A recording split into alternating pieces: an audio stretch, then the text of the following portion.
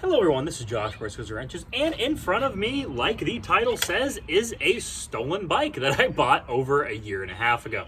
Now, I'm going to give you guys a rundown of how I actually acquired this thing, realized it was stolen, and actually got back in contact with the previous owner. Now, I actually had an intro and everything like that recorded for this video. It was actually a really deep set of events that landed me up with owning this motorcycle. I thought I had it all figured out, only to send a picture to the person I thought was the registered owner of it, and him say, that's not my bike, that is my brother's bike. But before we get ahead of ourselves, let's start at the beginning. I bought this bike about a year ago. I believe it was a little bit more than a year, but let's just say a year for continuity's sake.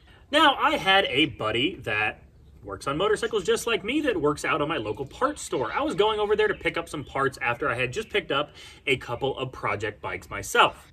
I picked up an old Suzuki and an old Honda CX500, and it came with a bunch of random parts, a couple old fiberglass back things, some seats, some motorcycle pipes, things like that. I knew he worked on motorcycles. I asked him, I said, hey, you need any of this stuff? Basically, I don't have any use for it. If you want to just, have it or give me $5 for it, I don't really care. I don't have any use for this stuff. It's probably not going to get used, but if you could use it, you could probably just have it.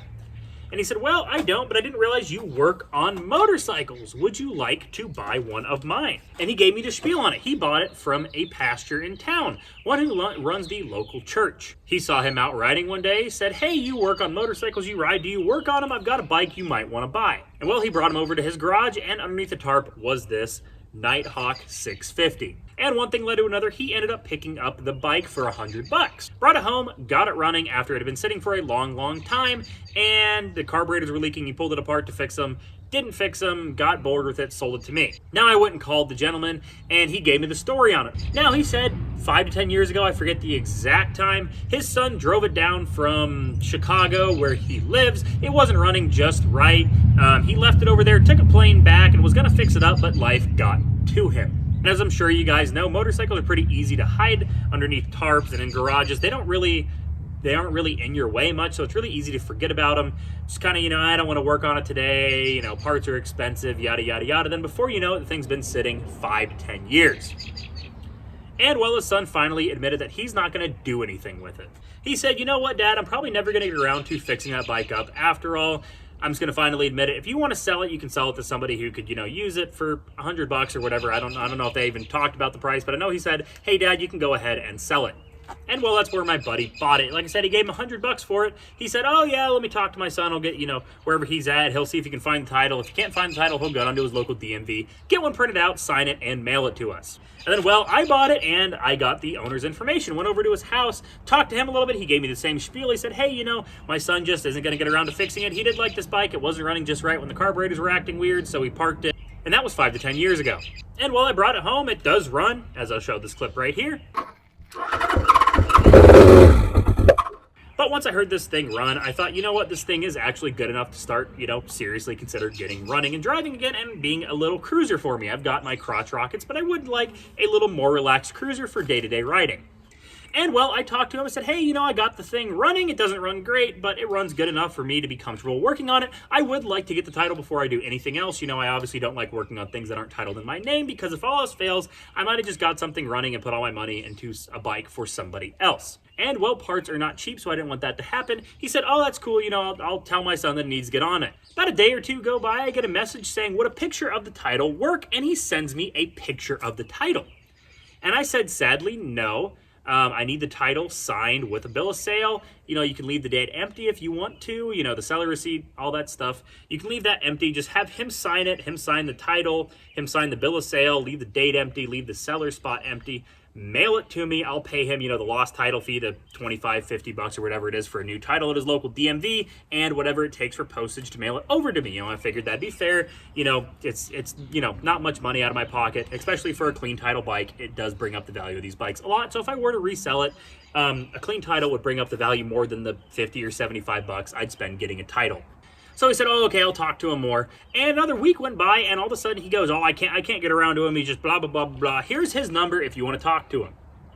All right. I just want to pause here and talk to you guys for a second. Let's just read this over and just look at the hypocrisy here. It says, sounds good. You are very patient. Josh, my son Shane wants to speak to you directly about this motorcycle. He's actually a very nice guy who wants control over the situation.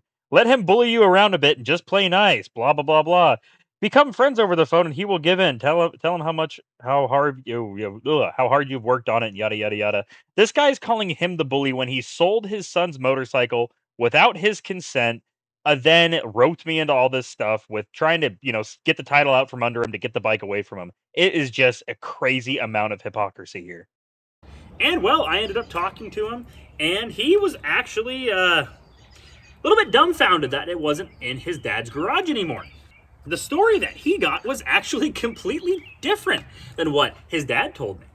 He's told me that, no, that's my very first bike. I didn't want to sell that thing. I wanted to keep that thing. I may not have got around to it, but at some point I am going to. And I mean, hell, if all else fails, my dad didn't have permission to sell it anyways. I don't know what the hell he's doing. All right, so here's some more context time. His dad told me when I bought it, when my buddy bought it, that it had been sitting anywhere from 5 to 10 years. But apparently, when I got the information from his son, it had only been sitting about 2 to 3 years. So looking back, what I was told was 10 to 15 or 5 to 10 years, but what actually happened was 2 years. So any point from this on, I will kind of voice over it and do things like that. But when I bought this thing, I was told it had been sitting anywhere from 5 to 10 years.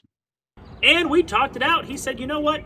I'm not angry at you. Don't get me wrong, but you do have my bike, and I'm like, that's completely fine. If you just want to pay for the parts, I'll give you a list of what it needs. If you want to pay for the parts, then at some point fly down here, road trip it back. I'll get it road ready for you. I do YouTube content. This is just when I started doing YouTube. I said, you know what? This will be cool. This will be a project that I don't have to pay anything for. All the parts will be paid. It's just my elbow grease getting put into it. I'll have free content, something to hone my motorcycle working on skills on, and something to cruise around for a week or two before he comes to pick it up. So you know what? That's a win-win for everybody. Like I said, I get free content. He gets his bike back going. Everybody wins. And well, that's where we left it. It was just starting to cool down, so we knew I wouldn't be able to get it ready by the time it started to snow. Things kind of got forgotten about. Over the winter, I said, hey, at some point I'm going to unbury your bike, going to start looking into it, telling you what all it needs, because it is a bike that's been sitting for a while, so it's going to need some love. And well, now that it's nice outside, I went to pull this thing out yesterday, recorded a whole intro video, and everything started to crumble down. I pulled it out, sent him a picture of it, and he goes, wait a second, that's not my bike, that's my brother's bike. So now we're into a whole nother ordeal. And well, once he realized it was not his bike, he gave me the contact information for his brother. And his brother was basically on the same boat as him. He didn't really want his bike to be sold, but he did know it was sold and was kind of happy that it was going to somebody who would take care of it and fix it up. And well, I had a good conversation with him, talked to him about it, and said, hey, I was offering your brother the same thing if you just want to, buy me the parts. It's a cruiser bike. I'm really more into crotch rockets. I'm probably, even if I fix it up, I'm probably going to have it for 6 to 7 months this riding season. When it starts cooling down, I'll probably sell it to somebody else. If you want to just pay for the parts and come get it at some point, that's completely fine with me. Or if you don't want it anymore, if you're completely, given up on the idea of having this bike again, I did the same thing as his brother. I said, hey, I'll pay you the titling fees, the lost title fee, the shipping and all that stuff. Get the title mailed over to me. It's up to you on your call. And that was just last night. And he said, you know what? I've got to think about that. I do have some sentimental attachment to this bike, but I've got kids. It's been somewhere between 2 to 5 years. I'm guessing this thing clearly has been sitting a long time. I never really asked him how long it was sitting, but just by the looks of it, I'd say at least 3 to 4 years, maybe closer to 5 to 6. I don't really know, but just in my general knowledge of picking up old bikes that have been sitting a long time, it looks to me like it's been sitting about 5 years-ish, give or take. And well, today I went through, got a parts list worked out, got the correct year, the VIN number, the model, all that fun stuff, realized what it actually is going to need, realized prices, all that fun stuff, and got a list sent off to him. And well, let me show you guys what I have done so far and what it's going to need. Well, first things first, this is a 1982 Honda Nighthawk 650. It has 22,041 miles, which isn't too bad, especially for a cruiser like this. These motors are pretty darn reliable. Now, I do have the seat. It's somewhere. There it is. Seats over there. I've got the side panels. They're hanging out. I've just got this thing pulled apart to work on it. The gas tank's over there. I've got some vinegar and things like that sitting in there to clean it up full of rust. I got the front brakes. I actually fixed those up. They were completely empty. Now they are working. I bled them, got them all going again. And like I said earlier, it does in fact run. I have the carburetors inside. Like I said, they need to be rebuilt. I brought them home, bought a rebuild kit for them. Or no, my buddy actually had already bought the rebuild kit for him. He gave it to me. I put, cleaned up the float bowls, put new gaskets in them, things like that. They are basically ready. I've got to do a few things to them on my bench, like one of the rollers for the throttle that, makes it go smooth back and forth on a little slider thing is seized up. So I'm letting that thing sit overnight in some penetrant oil. Hopefully it unseizes the little roller so it actually has a good throttle. But the throttle cable right there is snapped. I've got some chewed wires back here. Just kind of undoing some neglect. It's got a broken mirror. The fork seals are pretty gross. They need to be fixed up. The tires are super, super old. The exhaust is not great, but that's probably, I'm not really going to care about that. It's missing the front pegs. It's got, like I said, a lot of little rust spots here and there. The grips are junk. Like I said, these tires are really bad. They actually have cracks in the sidewall, as you guys see right there. They're starting to crack. So these things are pretty junk, and they're bald anyways. So these things need to be replaced before we do basically anything with it. But all in all, it's actually a halfway decent bike for what it is. And it doesn't matter which option is chose, if he lets me fix it up myself or if he signs the title over to me. This will be something that you guys are going to see here on this channel. You guys are going to see me rip off these wheels, put new tires on them, tune the carburetors, get these brakes bled a little bit better, fix it up because this master cylinder, this thing is just completely cracked up. It had absolutely no fluid in it. I'm guessing because of how bad this thing is, this is just going to leak all the fluid immediately right back out. But I do know the cylinder itself does work, so that's a good sign. I can probably just get another reservoir, toss it on there, we'll be good on that. Get it running, fix up the rat-chewed wires. I know this taillight doesn't work, my headlight works. Like I said, tune carburetors, throw a battery in here, maybe learn to sew a little bit and fix up this seat that's got a big old tear in it, and just basically get this thing running and driving like my other bike, which you guys are going to see probably next week. I got basically a full video recorded on that bike throughout this week, only for my spark plugs to not show up on Friday and be delayed till Monday. So now I've got to record something. I already didn't have enough time, put a lot of time into recording a video for my ZX7, only for my last part to not show up on time. So that kind of sucks. And well, at the end of the day, whether it be me keeping it or him keeping it, it probably is going to go off to a good home. I know he likes this bike. Like he said, he's got a lot of sentimental attachment to it. And I like these kind of bikes because they're a great starter bike. Like I said, I've got a fair few buddies that want to get into this sport, riding, working on bikes, things like that. And this, if I end up getting the title and everything like that, this might be given to a few of my buddies around here that are wanting to get into motorcycles. These Nighthawks are actually a pretty decent all-around bike. They're not overly heavy. They're not overly sporty. They're not overly cruise style. They're kind of a good all-arounder. They do have a little bit of power with the 650 4-cylinder, but they don't have a crazy power band that's really, going to buck you off. They don't have a, 1200cc one, something crazy like that. They're really tuned, mellow. They're a cruising bike, but they're not too far cruising to where somebody can't have fun with this thing on some curvy roads without killing themselves when they're new to riding. And well, the only downside of that is this thing doesn't have anti-lock brakes, which will suck for a new rider, but everything else about it's a pretty good all-around first bike. And like I said, I'm probably just going to give it to one of my buddies around here that are looking to get into it.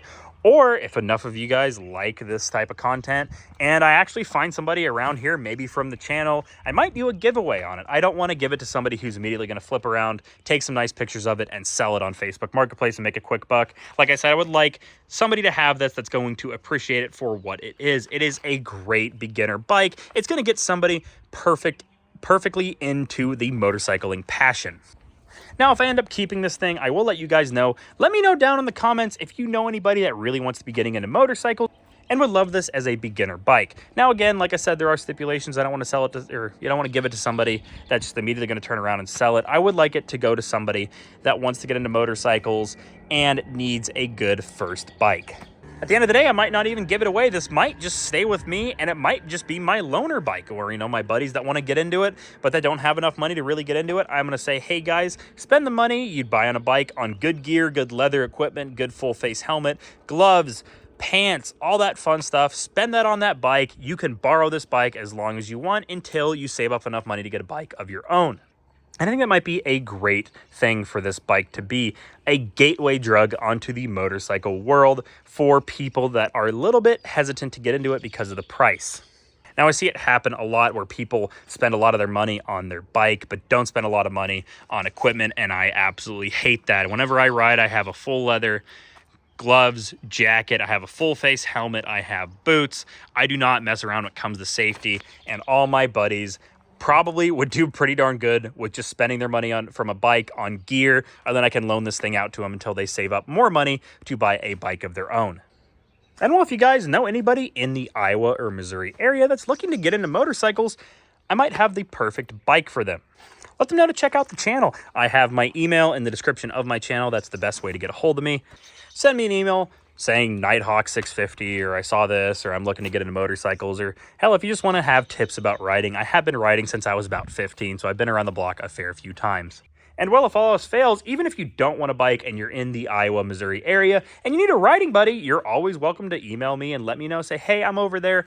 I need a riding buddy, because I need riding buddies as well. I used to ride all the time with a group of my buddies. We'd go for hour-long rides, just have fun on the weekends, and I haven't done that in a long time, and I miss it. Once I get my Nighthawk and my ZX7 running, I plan to ride along with a few of my buddies. My stepbrother does ride bikes. He's invited me for a few rides, so I've got a buddy there. But if you got anybody else that you know is in that area that wants a riding buddy, let me know down in my email or in the comments below. And well, that's where this video is going to end. I apologize, it was more of a talking video than a doing video this week, but like I said, I don't really have a whole lot of time. Said I'm waiting on a lot of parts. I thought I was going to be doing a video on that thing this week, but like I said, I haven't had parts show up for it, so I had to record a video. I thought I might be able to get this thing running and driving, but then the throttle cable gave out on me, and the gas tank was full of rust, so I have that thing soaking to neutralize it, and that's going to take a day or two. It was pretty ugly.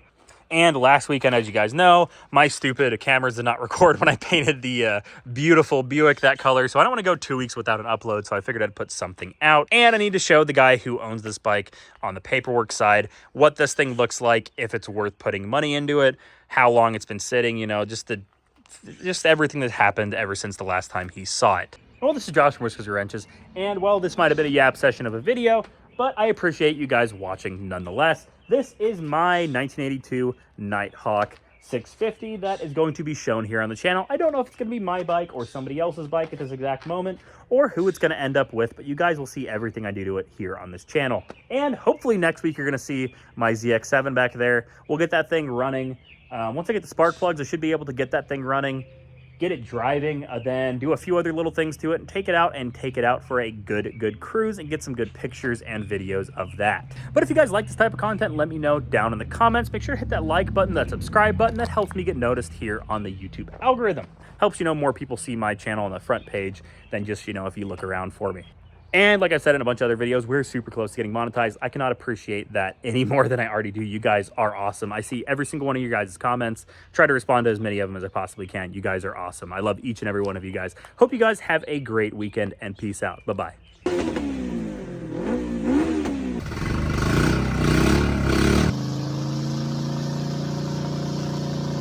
Among Us. Dreams are made of these. I didn't want to be the guy that, you know, filmed random children without their consent. That'd probably put me on a watch list somewhere.